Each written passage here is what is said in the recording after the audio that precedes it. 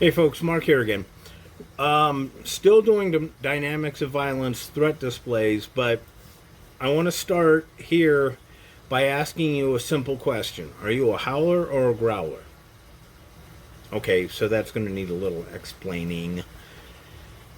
Something I noticed that when people are under adrenaline and doing threat displays, and remember, most of the time threat displays are actually trying to avoid physical violence. If they go into this default human behavior, they tend to manifest in one of two ways. And I call these howlers or growlers. And you need to know which one you are, because each one has its strengths and has its weaknesses. And it's a howler approach is you become aggressive, you become loud, you become, man, better back off. And you can look like you are the aggressor very, very easy. And that's one of the downsides of being a howler. The upside is, number one, it calls attention to everybody there. So you need to tailor your message. So you're not saying, I'm going to kick your ass.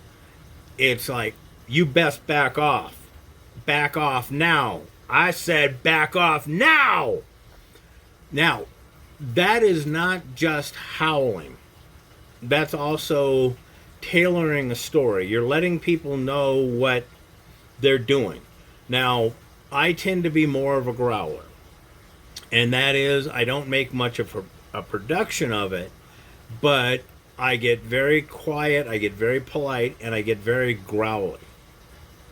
And it's somebody who is more experienced with violence tends to be a growler, whereas the people with inexperience with violence tend to be more howlers. So the thing is, I'll be sitting there and it's like, it's time for you to leave now. Not as easy to use against me in court. The downside of this is that there are some people who don't recognize it. They don't think if you're howling, barking, and drooling and looking all bug-eyed at them, you're not serious, you're not dangerous. So they cannot take the hint. So here's the difference. You've got a situation where if a howler is going against somebody who is experienced, in the middle of the howling and barking and, back off out, bam, the experienced person attacks. The more inexperienced person will likely back away. Whereas with the growler, the more experienced person is going to go, uh-oh, this guy is serious.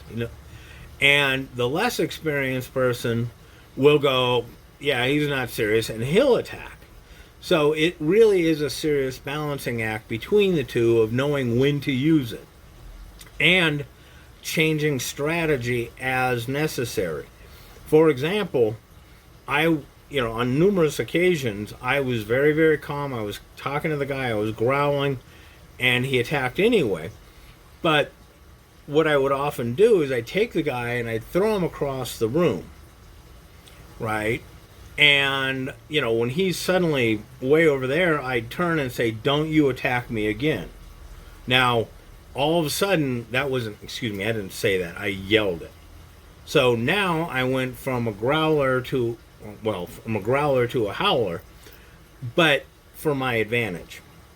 So the thing is, know which type you are. How do you react under stress? Do you get loud? Do you get quiet? This is the first step in understanding how to tailor the situation to your advantage and hopefully avoid having to go hands-on.